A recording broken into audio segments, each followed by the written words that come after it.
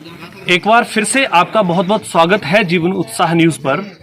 और आज हम आपको एक बार फिर लेकर चल रहे हैं बड़सर नाके पर, जहां पर पिछले लगभग 1 महीने से पुलिस विभाग और स्वास्थ्य कर्मी लगातार कार्य कर रहे हैं। जो लोग बाहर से आते हैं उनकी पूरी जांच करते हैं, उनकी पूरी रजिस्ट्रेशन करने के बाद में प्रशासन के साथ में पूर्ण रूप से जिम्मेवारी निभा रहे हैं। लेकिन यहाँ पर अब मैं एक सवाल ज़रूर खड़ा करना चाहूँगा कि प्रशासन को शायद यहाँ पर थोड़ा सा इस बात का ध्यान नहीं है, संज्ञान नहीं है कि इन लोगों के जो सुबह आते हैं, सुबह 6 बजे से लेकर रात को जो भी इनकी ड्यूटी रहती है, यहाँ पर इतनी कड़ी धूप में बैठना, इतनी मुश्किलों के बीच में लोगों से डील करने के बाद में चाय तक का भी इंतज़ाम नहीं किया गया है। और इनको खाना खाने में भी समस्याएं रहती हैं। ऐसा नहीं है कि ये लोग कह रहे हैं, बट ये मुद्दा हम जरूर रखना चाहेंगे प्रशासन के सामने, डिप्टी कमिश्नर महोदय आपके सामने, कि इन लोगों का क्योंकि पूरा दिन कार्य करना और फिर उसकी तरह से इनके अंदर जो एनर्जी का जो जरूरत है वो भी आपकी जिम्मेवारी है। और क्योंकि पूरा दिन यहाँ पर लोग आते हैं, धूप है, यहाँ पर तो पानी पीने की भी व्यवस्था सही ढंग से नहीं लग रही है, क्योंकि जो बॉटल्स हैं वो भी हमें लगता है कि सही ढंग से नहीं मिल पा रही हैं। तो यहाँ पर प्रशासन को मेरा ये निवेदन है कि जरूर एक बार इस पे ध्यान देना चाहिए कि यहाँ आसपास में कोई इनको व्यवस्था जरूर करनी चाहिए, ताकि ये जरूरत पड़े तो चाय मंगवा सकते हैं या फिर कुछ हल्का फुल्का इनको जरूरत पड़े तो ये कुछ तरह का नाश्ता भी कर सकते हैं। ऐसी यहाँ पर अभी कोई व्यवस्था नहीं है। हालांकि तहसीलदार साहब हमारे बीच में खड़े हैं, मैं इनसे जरूर एक बार बात करूंगा इसको लेकर, और इनसे जरूर हम समझेंगे कि क्या प्रशासन ने कुछ इस तरह की व्यवस्था की है इनके लिए। और क्योंकि जो लोग बाहर से आ रहे हैं, सर नमस्कार, स्वागत है आपका। सर हम एक बड़ा प्रश्न यहाँ पर खड़ा करना चाहते हैं। प्रशासन बहुत अच्छा कार्य कर रहा है, एडमिनिस्ट्रेशन आप सब लोग मेहनत भी बहुत कर रहे हैं, स्वास्थ्य कर्मी बहुत मेहनत कर रहे हैं, धूप में पूरा दिन बैठते हैं, पुलिस वाले पूरा दिन धूप में रहते हैं।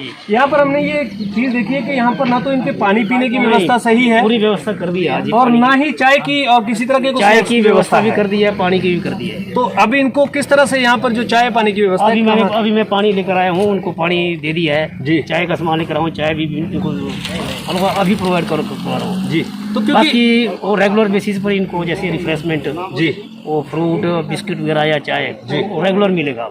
तो अब आपने आज से इसकी व्यवस्था कर दी है जी, बिल्कुल। अभी मैं लेकर आया हूँ चाय और पानी वाला, इस तरह से इनको समस्या नहीं आएगी, अब कोई समस्या नहीं आएगी। ये बात हो चुकी है, ये सेटिस्फाई है सर। ठीक है जी। अब जैसे कि यहाँ पर हम बात कर रहे थे इसको लेकर के, यहाँ पर इनको वाकई में ही सही बात है, पूरा दिन धूप में खड़े रहना, पानी की जरूरत होती है। अगर यही लोग बीमार हो जाएंगे तो फिर कौन किसको चेक करेगा। अब देखिए यहाँ पर जो लाइनें लगी हैं, मैं आपको दिखा रहा हूँ, ये लगातार ये लाइन पूरा दिन इसी तरह से रहती है। जैसे कि मैं आपको एक आंकड़े के हिसाब से बता रहा हूँ कि जैसे अभी तक लगभग 3,60,000 के करीब आवेदन जो है वो हिमाचल प्रदेश में आ चुके हैं अपने घर आने के, और उसमें से करीब 90,000 लोगों को पास जारी किए जा चुके हैं, और 45,000 के करीब लोग हिमाचल प्रदेश में एंटर कर चुके हैं।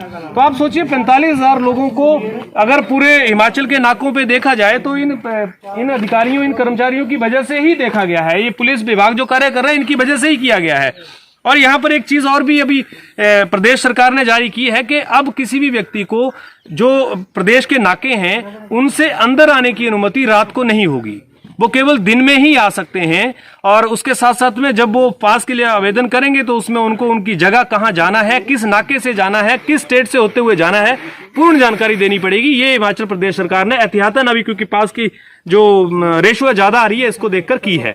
तो आप सब लोग भी जागरूक हों इसको लेकर, और प्रशासन का जरूर सहयोग करें। खासकर वो लोग जो बाहर से आ रहे हैं, उनकी जिम्मेवारी बनती है कि वो यहाँ पर सोशल डिस्टेंसिंग का पालन ईमानदारी से करें, खुद करें, और साथ में अपनी जानकारी पूर्ण रूप से यहाँ से जब जाएं तो अपने पंचायत प्रधान को सही ढंग से दें, और होम क्वारंटाइन का जो नियम है उसका पालन सही तरीके से करें। तभी हम कोरोना मुक्त जो हिमाचल की बात कर रहे हैं वो उसको संभव कर पाएंगे।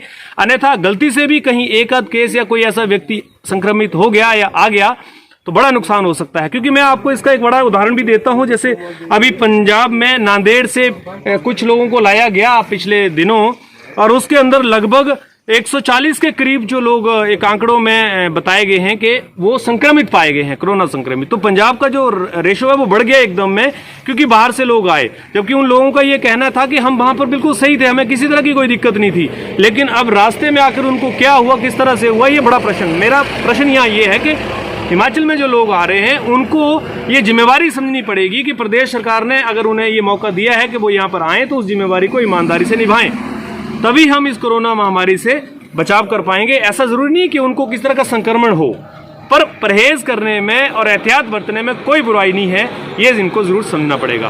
बहुत बहुत धन्यवाद आपका।